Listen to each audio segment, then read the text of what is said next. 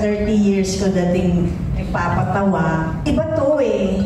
Kasi talagang new Gen Z na din.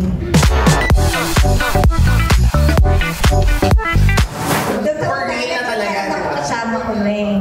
Kasi makakala nyo aalis na naman. Di na, dito lang. So, kasi na super worth it yung naging umpisa pa lang ng pagbabalik mo with this show. Kasi, yun nga, I'm back in back. Ano nga yun, yung pagbabalik ko, ngayon lang. O tapos.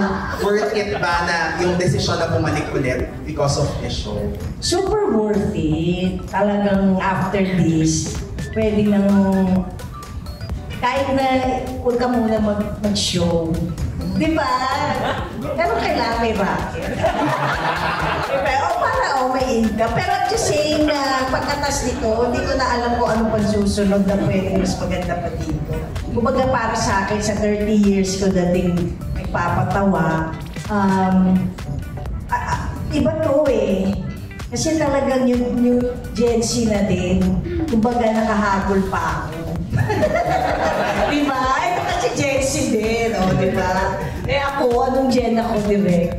Lahat sila, ibig sabihin, alam naman natin kayo nga bago na si Rose lang yata yung kapatid. Diba? Si Rolly. So, hindi ko rin sinabing may edad na sila. Sabi ko lang nag-umpisa noon. Diba? Ito na po makahami. So, ano nga yun? So, I'm back at masasabi ko na masaya talaga. Tama yung sinabi niya.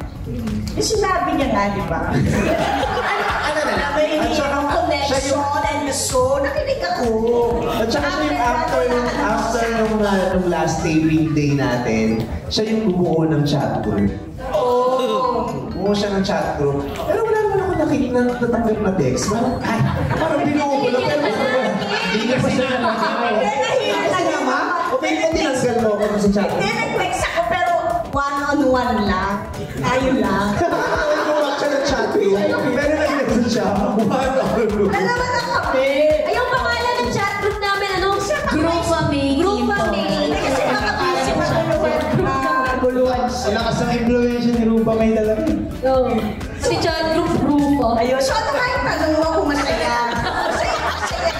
Huwag mong awayin!